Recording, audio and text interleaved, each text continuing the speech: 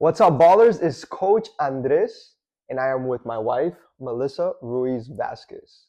I didn't say my name.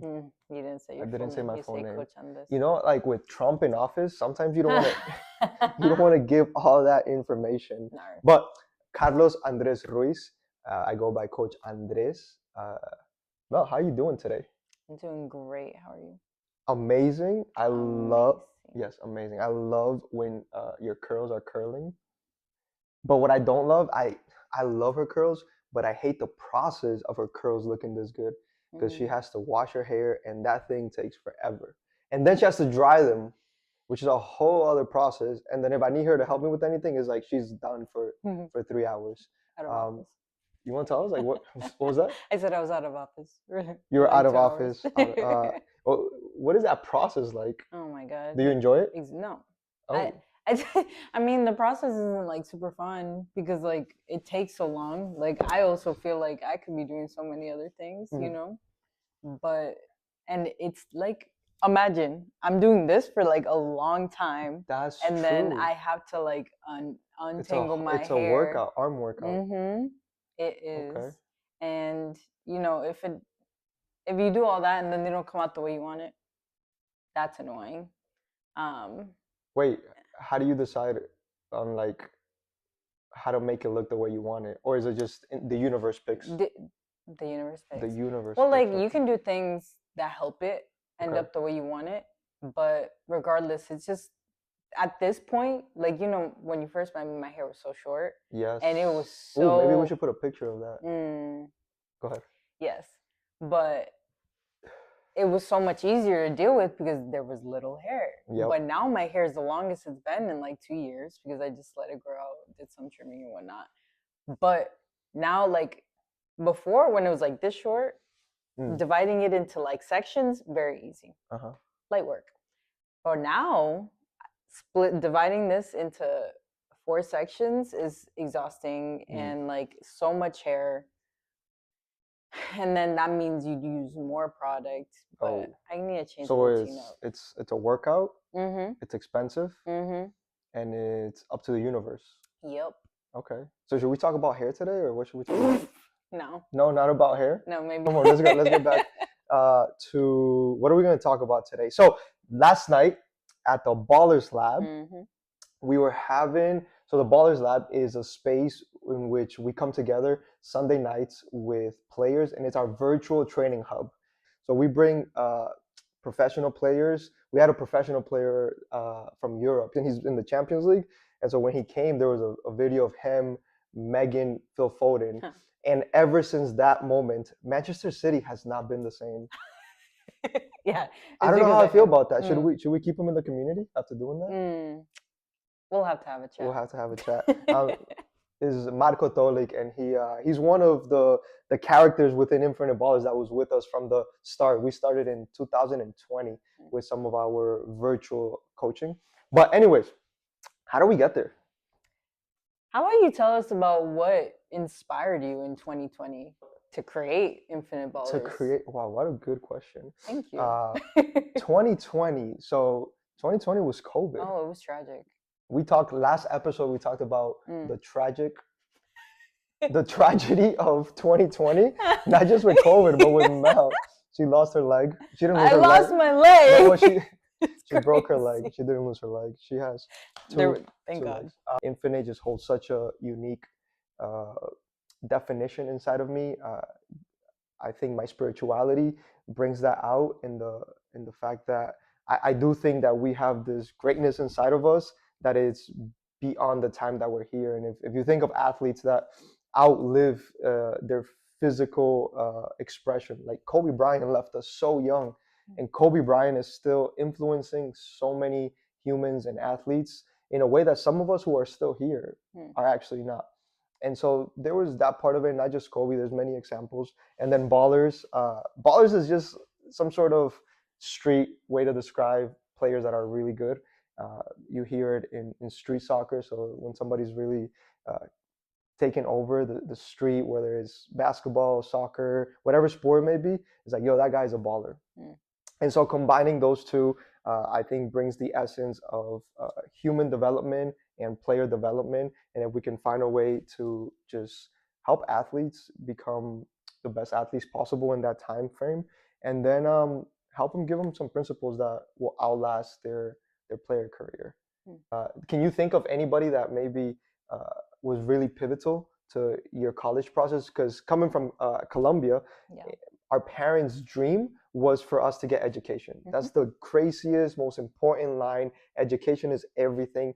And we're going to go on some education episodes and what we feel the future of education may be. But for our parents, education and coming to this country was one of the biggest decisions. Yeah. And so, with that being one of the goals, your parents have told you that you got to get to college. Was there anybody that, in addition to all the hard work that you put, anybody that you can think of that really was part of that journey, that without them, that wouldn't have happened? So in my Vogue school is very unique. It's not like any, when I say Vogue school, there's even like an asterisk to the Vogue school, because it's not that the vocations that you are looking into or that are recommended, whatever the case may be, are within the school. You have to go find it. There was only a math teacher and an English teacher.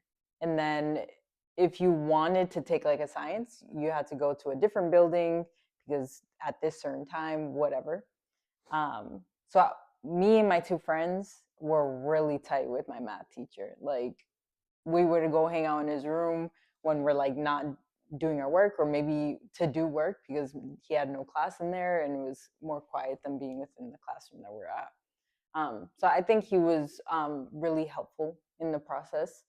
I remember, I guess, attached to like soccer, I remember being a junior, and I don't remember why we were talking about this, but I think we discussed like, what are your goals? What do you want to do? And one of the teachers within the building, I don't know exactly what his role was. Now, like thinking back to it, I know he had one. He was very trustworthy, very super. Oh, he was such a nice guy. He was such a sweetheart. But we were talking, and I was like, "Yeah, I want to play soccer in college." And he's like, "Have you talked to any colleges?" I'm like, "No. What are you talking about?" Because you already said like, parents don't know what any of this process looks like. So we were out there well, I know Martha helped you a lot, but I had to fill out my own FAFSA. I had to fill out my Common App. If there was any information I needed from my parents, I had to go ask them and do it myself. But it was like, I never filled out FAFSA myself. Wow. Our kids, bless your heart, are lucky that they're gonna have you. Oh, now I'm gonna have to fill it out. Because I can't call Martha for this one. I'm sure she. Oh my gosh, are you sure about that? I can ask, but no. That brings me so much. I did not love that part. Well, you were doing it for that. I was doing it. It turns out I was doing it for their future. I'm kidding. I will learn, and it's now, as like where I'm at now, I'm sure a lot of the words make sense now. A lot of the process makes sense. But I was in high school. I was probably 15, 16, whatever. Anyways, that was a tangent, but anyways, guy that didn't have a role. Yeah. Was helpful. So we were talking, and he was like, "You need to start looking at colleges like now. Like, He was essentially saying like there was no way I was gonna play college if I didn't start. What year were you in? I was a junior. Oh, so I think it was more like Division I. Like, I had aspirations of going Division I, but so that like jump started my process. At that point, we had that conversation. I didn't even play club yet. I was still playing town soccer. You were a junior in high school and you didn't play club? Nope, not yet. I didn't know what that process looked like. My parents didn't know it existed, and even if they did, that was money that we did not have. Yes, true. So that kickstarted my process into looking into club, and like knowing full well I had a lot of awareness of whatever club I go play for, it better be a full scholarship type situation, because I also wasn't working, and my parents couldn't afford it. So that helped me start the process and looking at schools that had my major and schools that I could play at. So his name, we called him Chachi. I don't think his But he does have a name. Oh wow, he does. that's He great. does. His name is Chachi. My math teacher's name was Ed, and then my advisor helped a lot in like writing essays and like stuff like that. And their name was your advisor? David. David, Chachi, and Ed. And Ed. The trio, the Holy Trinity of that season of your life. Yep. Good. They were, and there was a college counselor within the building. She was very helpful with that process. But was it possible to still go to college if you removed the three of them?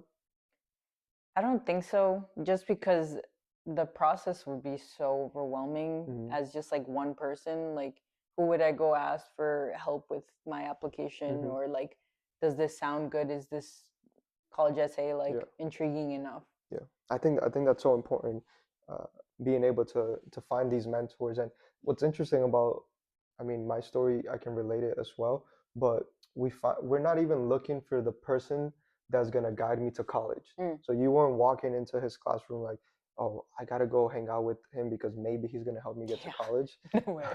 But it was this genuine and organic back and forth exchange of trust. I hear trust being such a important and trustworthy. Like one of them, like I don't even know what his role was, but he was trustworthy. And I wonder if there's so many places and entities that are trying to put in parents' eyes and kids the fact that this is the platform that's going to get you to college. Yep. Maybe yes and maybe no, but I do think that there's something unique about this organic way of life and connection and relationship, that these are the people that actually will care for you because they weren't necessarily selling it to you. And so I always try to imagine, even when I'm working with infinite ballers, what is the equivalent of that? How can I recreate almost like a universe of space, of a space with people that maybe you run into a coach Ed in this community, or maybe for me it was Martha, and I've talked to you a lot about Martha, Mr. Morris, and how do we create a space in which, if you're in this space, the interactions in this space can create this person, that this person is not looking to help you get to college and you're not looking for them to help you get to college, but there's an organic relationship that actually changed your life. And we can't even stop at your life. So the reason your parents came to this country was for that. I don't even know that when they came into the country they were imagining, oh, there's going to be a teacher that's going to help the process go. And so there's this something about this organic ability to create relationship that I think gets sucked out when we create so many platforms or so many entities that are strictly created to make your life a project. And this is the project of going to college. This is the project of going professional. This is the project of wherever. Why are you laughing? Because the project. Muy sutil. If you know, you know. But there is this lack of relational, which we were as humans created to have to help each other. But at the end of the day, like regardless of what you call it, what you do need to make money as a business. You know, the school needed to get funded, and they needed to pay Ed, and Ed needed to have students. And so I don't think that necessarily some of these programs are necessarily bad. I think it's more of like a posture. And so what is your intention? Am I here just to make you go to college and then say that I helped you go to college? I don't think that Ed has created a place where he brands, I help kids go to college. You know, Martha has, she could, but Martha has not created anything that's like, oh, I'm gonna help Spanish guys who play soccer go to college. No, she was just an angel that came across my life and one of my teammates' life, and she helped us get to college. But it's such a fine line, because I do want to create a space where this can become an opportunity or an extension of it, but I don't want the space that we create to be built on that, because then it becomes transactional. I'm using your story or the results of your story to increase my brand. And maybe I'm just a very bad business person, but I don't know that I feel comfortable doing that. And so I wonder what it would be like to to more intentionally be aware of the humans in the spaces. Because I think we can get caught up as athletes or even coaches with the destination and college and pro and whatever next level of coaching may be, and we might actually miss the opportunity to make it to college and to make a pro because we missed the person that was going to actually connect us because we're so uh, focused on the outcome and not on the people that are part of this journey. So you mentioned a lot of Martha. How about you share a little bit about what she's done for you, what has happened in this process? Martha, I really can't describe Martha without the word angel. And I'm very spiritual. And sometimes I go into the Bible and I'm, God, how did you used to talk to all these people and like go and see them face to face, like Moses got to see God. And I'm like, God, can you talk to me? Can you be more clear? And sometimes like you're nowhere to be found. And every time I go into that rabbit hole, I feel something inside of me that, hey, I'm not there myself, but I've put humans around you. And if all the humans that I've created are an image of me, then you can find me in them. And I kid you not, this is a person that every time I think of this woman, I can't describe her with anything other than divine. And she was an angel that was placed in my path. And it was too organic for me to even plan it. I can't even get to Martha without all these other angels or characters. And I think we sometimes think of angels of people who are only good and that they do everything right. Like there was angels that or people that influence my journey that maybe I don't agree with their style of or their morals or their life, but they were very pivotally placed in that moment for me to get to the next. So I wonder if sometimes when we cancel people in this cancel culture, I wonder if we miss the opportunity to just help each other get to a next season of our life that we long to be in. But anyways, Martha, I can't get to Martha without getting to Mr. Morse and without getting to Carlitos, who, so I'm also Carlos, and we had two Carloses in the team. And so he had to be called Carlitos and I had to be called Carlos. I tried to have them call me Andres, but the head coach was like, the last Andres I coached was horrible. Oh, so, really? Yeah. I didn't know that. Guess who said that? Francis. Coach Francis. He's like, the last Andres I coached was horrible. You can't be Andres. So I was Carlos and he was Carlitos. And I met Carlitos in a town game. I don't even know that you can call it town game to what we think of town. It was just like a street game where parents put together like kids to play. That's funny. and I'm from East Boston and he's from Chelsea. So I went to play at a tournament in Chelsea. And then we really connected well. We destroyed that tournament. It was just him and I just killing. And then I didn't see him for a bit. And I kept playing in the street and in some like town type of system behind my house. Lopresti now, which it's not what it used to look like. But then a club coach came one day to that practice and he's like, hey, somebody told me that I should come and look for you here. And I was like 12, 11. And then I was like, it's weird because my parents are not at practice. And then this person just comes. I could feel that he was a good person. And so he took me aside and we talked a little bit. And he said, I have a club team. And then he said, Carlitos recommended you. And then immediately Carlitos came to mind. And so Carlitos was playing in a club team, which I think now they're Vallejo, but they used to be Boston Blast. And so I went for a trial and they took me and I started playing. But my club experience doesn't start without that street game with Carlitos. And Carlitos recommended me to Boston Blast. And so I started playing with Carlitos at Boston Blast. And I started to get a little bit more structure in my development. But I was still in the street playing pickup, playing behind my house, still playing. Then I went to play high school. And I had these Tuesday nights that it was called Savios. And these Tuesday nights, we would just go and play pickup. And it was from, I think, 5 to 7. And you just go, you have 5 people on your team and you just go. And if you win, you stay. If you lose, you're out. It used to be packed. So if you had a bad team, you might as well just juggle with the wall. Like just get your touches in with the wall. Yeah. But if you had a good team, Mm. you're gonna play the whole time. And so it was a Tuesday night that I remember that I went to this pickup session.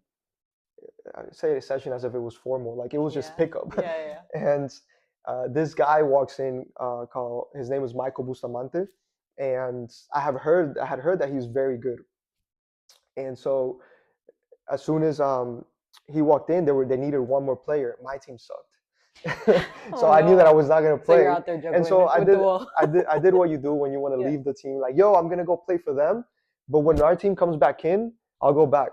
Mm. And they never saw me again. And so Michael and I, Michael also from Chelsea, which is interesting. Mm. But at that time, he was playing for Boston University, Mm. and we destroyed that night the team that we were on. And something about my style captivated him, and he said, "Yo, let me take you to this coach." And he took me to the coach, uh, Coach Francis, who was the coach at Blazers, and he gave me an offer. He said, "Hey, we're gonna buy you a trip because we're going to San Diego next week. You made the team." And then I'm 12 making these decisions. I'm like, yeah, I want to go. And then when I got home, I was like, but my friends and the other team, Mm. and like 5 days later, I'm like, yo, Francis, I'm not gonna go. And then Francis was like, how are you gonna do this to me? We already bought the flight. You are getting put into the roster, and I got to be so thankful for Francis because as a coach, Mm. I would have been right now so angry at the player. But he said, okay, you know what? When you're ready, come back. But I don't get to Francis without that pickup night at Savio's where I met Michael. Mm. And Michael, man, I am so grateful for what he poured into me because it wasn't just that pickup night. I won't go into all the details, but when I was a senior, my senior year of high school, he was a junior in Boston University, and he had an extra year because of an injury. He decided to pick me up every single morning from May all the way to August, 7 a.m. in his car. He would be outside my door in East Boston, and he would take me to Boston University to train with him. And we would do all the fitness workouts. We would do all ball work. And Michael had nothing to gain from taking me here. I could not enrich his career. Yeah. And he decided to take me under his wing. And so without Michael, I don't get the exposure of one, having a role model, a future version of myself. I don't get to connect with Francis, who was the assistant coach at BU, who helped me get into BU. Yeah. And without Michael, I don't get to that club team. And in that club team, the mother's goalie in that club team was Martha. Mm-hmm. And so without Michael, we don't get Martha. And without Michael and Francis and Carlitos, we don't get Martha. And without Michael, Francis, Carlitos, Martha, I don't get to go to BU. And without me having all of those, my parents don't get to live the dream of their son being the first person to go into college and eventually finish college. There's a whole other story behind it that I was undocumented and being able to go through that. But the fact that Michael was there every single day picking me up, it just created a reality. When I would show up to Boston University, the coaches thought that I was almost like from showing up so many times, it was almost like in their brain, like, no, he's going to be a player next year. And I didn't even tell a part of the story where I went to BU to talk to the head coach. And the head coach told me, we don't have a spot for you. I can help you find a different, find an alternative, but we don't have a spot for you. And you fast forward, and we are almost in preseason.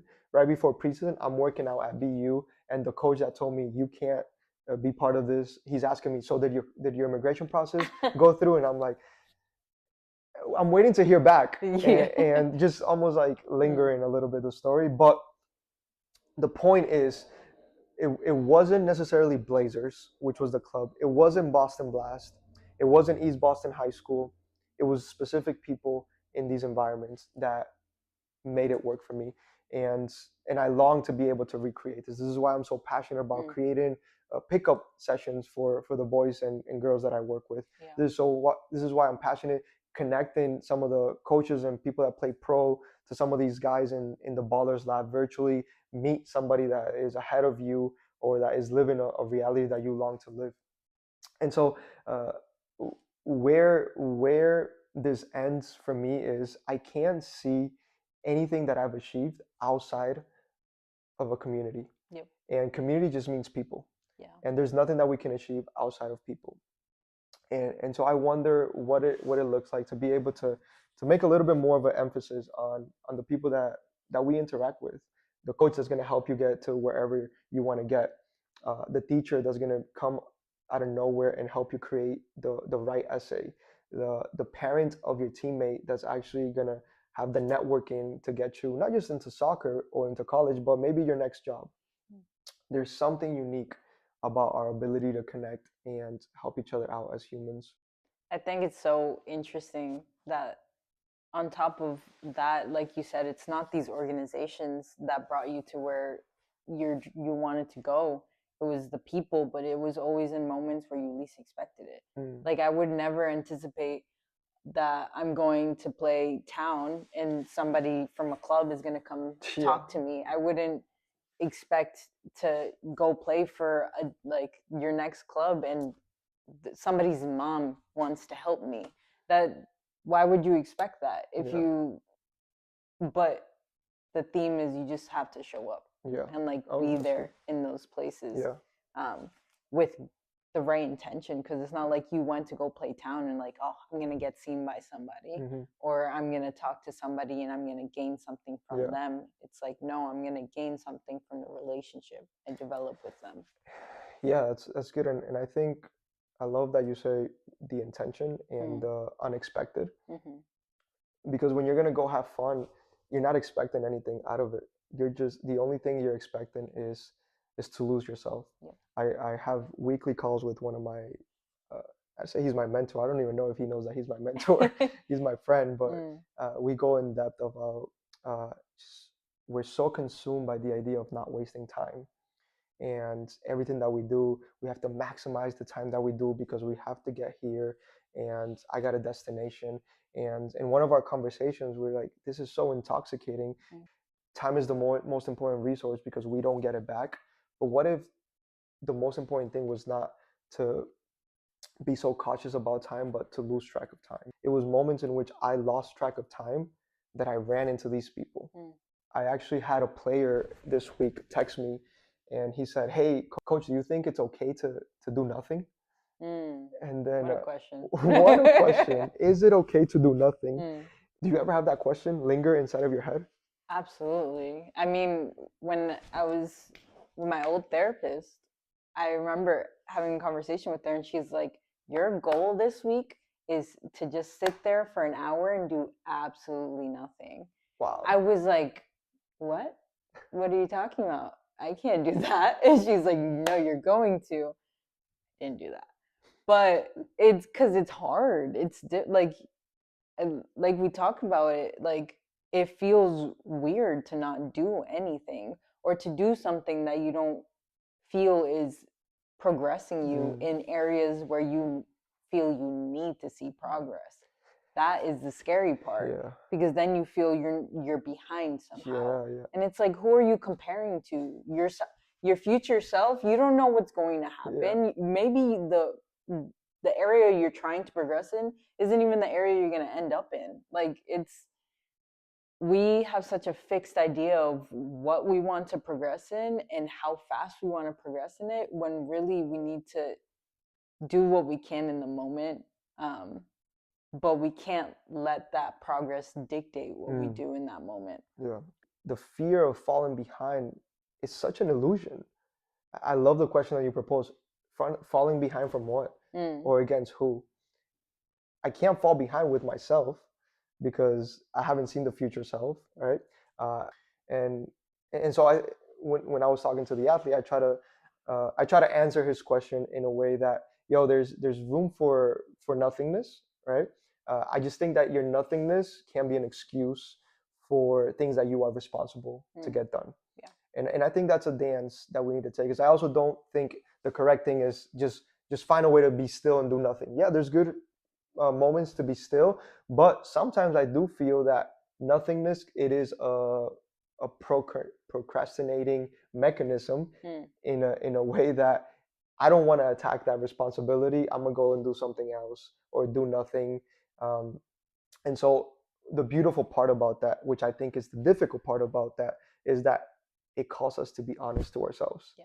But I don't think that we are programmed to do that. I think we are programmed to look at what others are doing and copy that, as opposed to Yeah. be able to understand your honest energy system, Mm. whether it's social energy, mental energy, spiritual energy, physical energy, and then work from there, not from what are other people doing. What's one takeaway for you today with regards to all the things that we talked about? Honestly, I think what resonates with me a lot, or that I feel really passionate about, is the idea of you're not behind. Mm, No matter what you feel like you could be doing more, you're on the path that you need to be on. Um, and like we all can have dreams, and sometimes those dreams come true, sometimes they don't. But understanding that it's, I don't want to sound cliche, but it's what needed to happen. What I did achieve led me to the beautiful life that I have now. And also be honest with yourself. Is where you're at today exactly where you thought you were going to be 5 years ago? Mm-hmm.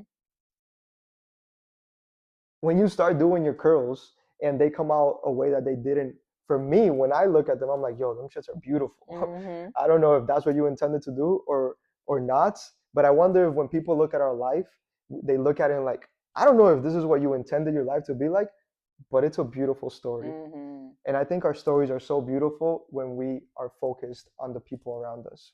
We'll close out with, we are creating a community Mm-hmm. with Infinite Ballers, and because we are so passionate about this, and we know that community is essential, and that absolutely nothing can be accomplished without community, we are creating a private community with Infinite Ballers. And in this community, we're going to have players, we're going to have coaches, we're also going to have parents. Like if Martha was not part of my story, this story wouldn't happen. Yep. Not only for me, but my parents' ability to get return in their investment of leaving their country. Without Martha, they wouldn't have that.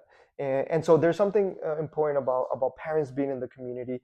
And I think it's going to be a great space in which we can interconnect and learn from each other and put ourselves out there. I think another thing, we won't get into it today, but with the way that education is heading, we have so much information going inside of us, and we don't know how to articulate it to another human. And I think we're going to have a generation that is going to be the smartest generation, but it might be the least efficient or effective, because there's nothing worthy of me having an idea if I can't share it with you. And not just you, my wife, but with the people that I work with. And so a community also challenges you to be vocal, to communicate, to listen to others, to have the courage to share an idea and be rejected, and to share an idea and see it worth more than you thought it was going to be worth before you articulated it. So I think the community is going to be an amazing space. This is a private community. And so if you do want to be part of it, it's invitation based. So let us know if you want to be part of our Infinite Ballers community. And I think that the heart of the community is just to, one, help humans connect, two, to help us articulate and create emotional intelligence, relational intelligence, in a way that all the stuff that this world is informing us of, which is good, we know how to digest it, filter it, take it out. And then in that process, and as that marinates, you create relationships that will help you not just achieve your dreams, but get to dreams that you didn't even imagine that were part of your life. And like her curls, they're going to be beautiful. All right. That was episode 2. We look forward to all the episodes that we're gonna continue to do. And Mel, any final words?